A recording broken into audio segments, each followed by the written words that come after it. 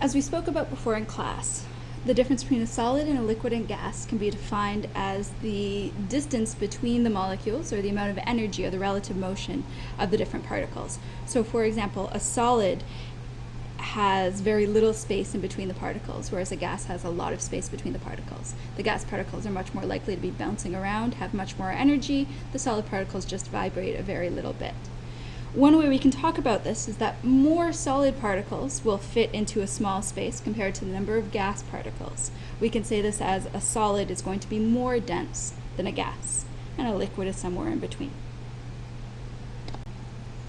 Density is often represented as a number. This number is defined as the mass of a given amount of substance divided by the volume of that same amount of substance. Remember, mass is the amount of matter, whereas volume is the amount of space that matter takes up. So density equals mass over volume, or you can write that as D equals M over V. Notice that the D is capital, the V is capitalized, but the M is lowercase. As always, when we're using a math formula, we need to watch out for our units. This chart to me can be very, very helpful. It makes sure that I'm all on the right track when I'm doing my science math. Mass, the symbol is M. If I were to write down the number that belongs to mass, it would be in grams. So 12 grams is a mass. Whereas volume is either in milliliters or cubic centimeters. These two are equal. 1 milliliter is equal to 1 cubic centimeter. To make our lives easier, so it doesn't matter which of these I give you, and it doesn't matter which of these you give me. And density is grams per milliliter, or of course grams per centimeter cubed. Same idea, since these two are equivalent, this can be equivalent as well. First example, using a balance, the mass of an unidentified type of wood is determined to be 13.2 grams. By submersion, the volume is measured to be 20.0 milliliters. What's the density and which type of wood is this? So I have to state my given first. My given is this 13.02 grams, that's a mass. And milliliters, that's a volume, 20.0 milliliters. What's the density? So my analysis. So density equals mass divided by volume. I take a look at my equation. Density is already isolated, so I don't need to do any algebra to get it by itself. 13.2 grams divided by 20.0 milliliters. I get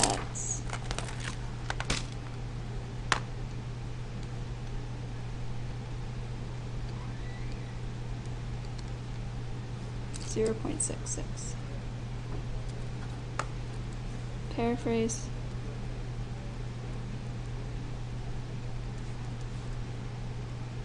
Density of the wood is 0.66 grams per milliliter. Need to have that unit. It asks which type of wood is this. I should have included a little chart that lists the various types of wood and their relative densities. Since I haven't done it, I'm just going to skip this.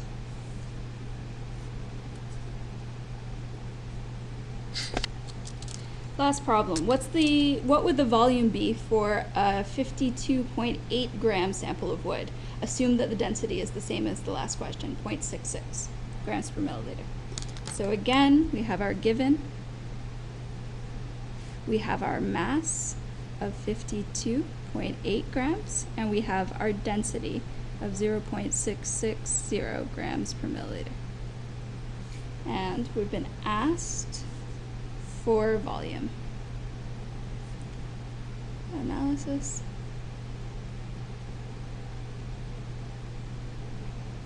Density equals mass over volume.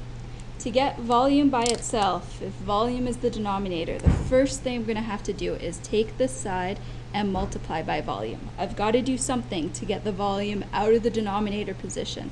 But if I multiply one side of the equation by volume, I have to multiply the other side of the equation by volume. So at this point, I have volume times density equals mass. I still don't have the volume isolated. I still don't have it all on its own. I'm going to have to divide by density to get my densities to cancel. But again, what I do to one side, I have to do to the other.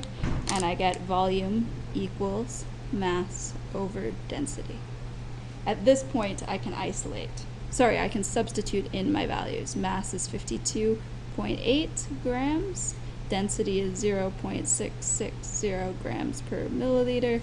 And I end up with 52.8 divided by 0.66, 80. And in this case, the volume is going to be in milliliters. Paraphrase.